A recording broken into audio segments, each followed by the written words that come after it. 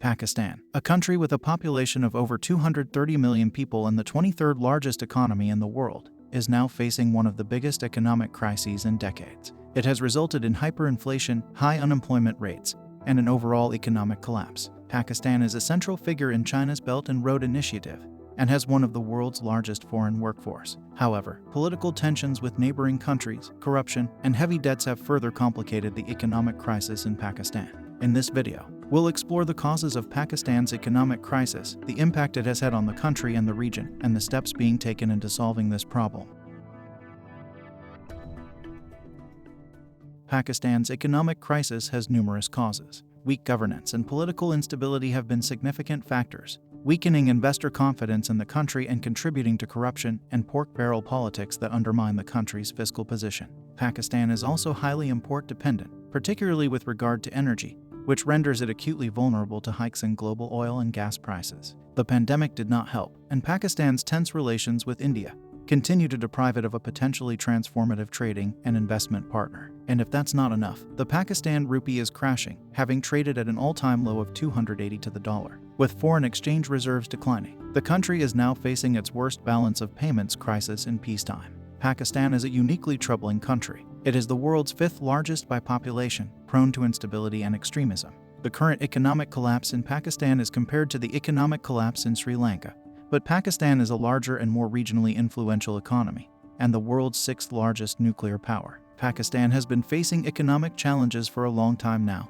and they have become quite predictable. Their reliance on imports and the lack of sufficient dollars coming in have led to several balance of payment crises over the years. On top of that, the country has also taken on piles of debt that did not generate foreign exchange, using Chinese financing, particularly to build things like roads and power plants that have failed to boost the export numbers, but especially after America's withdrawal from Afghanistan and the Taliban takeover in August 2021, Islamabad has been less strategically important. The reason Pakistan's economy was flourishing till 2018 was that the USA was in Afghanistan, and Pakistan was indirectly getting US dollars for it. As soon as the Taliban took control and the US left Afghanistan, the main source of dollars disappeared overnight, putting pressure on local businesses to generate revenue, especially dollars. As a result, Forex is depleted. Also, the rise of security threats from Afghanistan added additional stress on Pakistan. To make things worse, Russia's invasion of Ukraine triggered a steep rise in the price of commodities like natural gas, cooking oil, and wheat. That has been a body blow to Pakistan, which is dependent on imports of food and fuel. Pakistan doesn't have sufficient dollars to import items like fuel and edible oil, and this is leading to supply chain contractions, economic chaos, loss of jobs, and shortages of everything imaginable, whether energy or food. The oil-rich Saudi Arabia has been a longtime ally of Pakistan, coming to its aid financially numerous times. But now even the Saudis are demanding to see serious improvement concerning governance and corruption before it loosens its purse strings.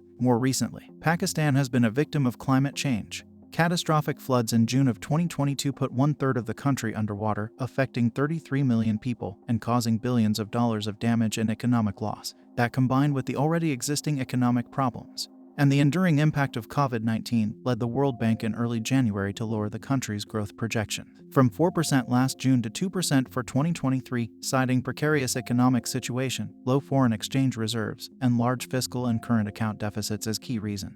Just last year, on April 10th, the 22nd Prime Minister of Pakistan, Mr. Imran Khan, was removed from his position in a no-confidence motion. The military basically replaced one set of corrupt politicians with another to sustain its own power base. The decision was reportedly influenced by the army generals, who wanted to shift Pakistan's stance away from Mr. Khan's anti-Western posture and undo the perception that the country is China's lackey. Pakistan has a history of military involvement in running the country since gaining independence in 1947, whether through military dictatorships or by pulling the strings behind the scenes. Political leadership often relies on the military to balance power between political players, without considering the negative consequences of involving the armed forces in managing the state. When a military government prioritizes short-term gains, it can have serious long-term consequences for the entire country. This behavior can corrode the functioning of government and weaken democracy, leading to a lack of representation for different groups. When the military becomes too powerful, it can exacerbate the situation even further. As seen in the recent coup in Myanmar,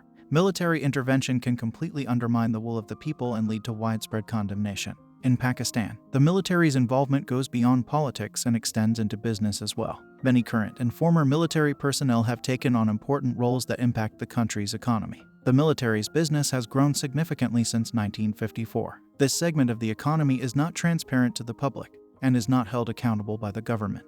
This type of business only serves the interests of a specific group of people, making it inherently illegal. Additionally, an increase in the military's economic activities is directly proportional to its political power. Pakistan's citizens also feel increasingly disillusioned by their ruling elite and could take to the streets. A new United Nations report states that economic privileges accorded to Pakistan's elite groups, including the corporate sector, feudal landlords, the political class, and the country's military, add up to an estimated $17.4 billion, or roughly 6% of its economy. But unlike Sri Lanka, Pakistan's geopolitical situation, with its proximity with Afghanistan, China, India, and Iran, and the presence of countless Islamist militant groups, poses a far greater security risk to the region. The international community, knowing the risks of an economic collapse for a nuclear-armed nation, might come to Pakistan's rescue once again, but that would not ease the burden on common citizens. Any such respite for the ruling elite would thus prove to be a temporary solution to Pakistan's structural problems.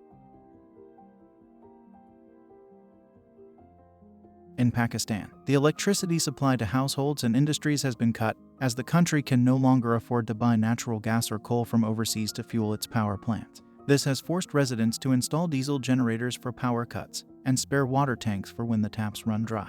The situation is dire, with factories, hospitals, and even mobile phone networks shutting down in many places, leaving almost the entire country without power for most of the day. The impact of this crisis is being felt across many places, from cities to rural areas, with poorer people being hit the hardest as inflation touches every basic necessity. The price of petrol has skyrocketed, going up by 80%. People are now struggling to find creative solutions to survive inflation, which hit a high of 31.5%, the highest level since 1975. Pakistan has gone through 3 finance ministers in less than a year. The last 2 were part of the current government, raising questions about whether Sharif can hold on to power. The country is expected to hold a general election this year. The tumult comes as Pakistan faces a fresh wave of attacks by militants. A suicide bomb ripped through a mosque in the city of Peshawar, killing at least 100 people. It was one of the deadliest attacks in the country in years. People are suffering in the meantime. Farmers who lost cotton, sugar, and rice crops because of the last year's flooding still need help. The World Bank predicted in October that as many as 9 million Pakistanis could be pushed into poverty, without decisive relief and recovery efforts to help the poor. High inflation is only boosting pain for households struggling to survive. The cost of food in Pakistan increased 45% in February over the same month in the previous year. The crisis has also had implications beyond Pakistan's borders, particularly for countries that rely on Pakistan for labor and trade. For example, Saudi Arabia, the UAE, and other Gulf states employ a significant number of Pakistani workers, and any instability in Pakistan's economy could affect their livelihoods. China has also agreed to loan Pakistan $700 million to help it in its worst economic crisis in a generation, in a development that will intensify concern among Western countries about cash-strapped Islamabad's debt burden to Beijing. The loan comes on top of the $30 billion that Pakistan already owes China and Chinese commercial banks. Securing the financing will help to unlock bailout cash from the International Monetary Fund. The news of the loan from the state-owned China Development Bank came the day after Pakistan's National Assembly unanimously passed a money bill to increase tax revenues. The IMF has said Pakistan must comply with certain requirements, such as raising taxes and securing external funding if it is to release $1.1 billion of bailout funds, part of a $6 billion package agreed upon in 2019. Pakistan's foreign debts amount to about $100 billion, meaning that the share owed to China is just under 1/3. But China is Pakistan's biggest single creditor and tends to charge relatively high interest rates compared with multilateral lenders. Last year, the country was hit by devastating floods that cost an estimated $30 billion in damage and lost output. Since then, the war in Ukraine, which has sent food and fuel prices soaring, as well as years of domestic economic mismanagement, have crippled Pakistan's economy. As of the 10th of February, foreign reserves were down to just over $3 billion, barely enough to cover 3 weeks of imports. Pakistan will need an infusion of more than $9 billion to climb out of the crisis. However, much should come from private sources. The value of IMF funds is to provide a stopgap, rebuilding confidence in a way that encourages private flows to resume. Donors such as China and Saudi Arabia may not include many explicit conditions to their aid, but implicit strings are always attached. China will look to Pakistan for favorable development opportunities, such as the energy corridor running from the Arabian Sea to China's western provinces and the strategically vital port of Gwadar. China will also seek Pakistan's support on geopolitical issues, ranging from the Taiwan Strait to Afghanistan and Ukraine. Saudi Arabia sees Pakistan not only as a key oil purchaser and source of migrant labor but also as a key Sunni majority ally vis-a-vis Iran. Riyadh will expect Islamabad to support Saudi initiatives in the Persian Gulf and Saudi leadership stemming from its role as guardian of the holy sites of Mecca and Medina. And the IMF funds will help Pakistan avoid default on its international obligations, which could have seismic consequences for its economy and its people.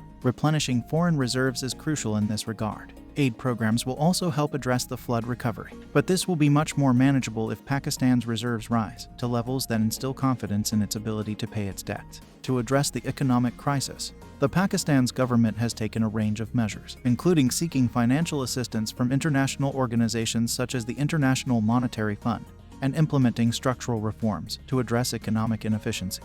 In conclusion, the economic crisis in Pakistan is a complex issue that involves multiple factors, including inflation, debt, and international relationships. While the country has faced economic challenges in the past, the current situation is particularly dire, with the potential for widespread hunger and suffering. The Chinese Belt and Road Initiative have brought investment and opportunities, but it has also left Pakistan with a substantial debt burden. As we reflect on Pakistan's economic crisis, we are reminded of how the global economy is interconnected and the impact that one country's struggles can have on the rest of the world. Thanks for watching so far. Don't forget to give a like and subscribe for more documentaries. Until next time, take care of yourself. Peace.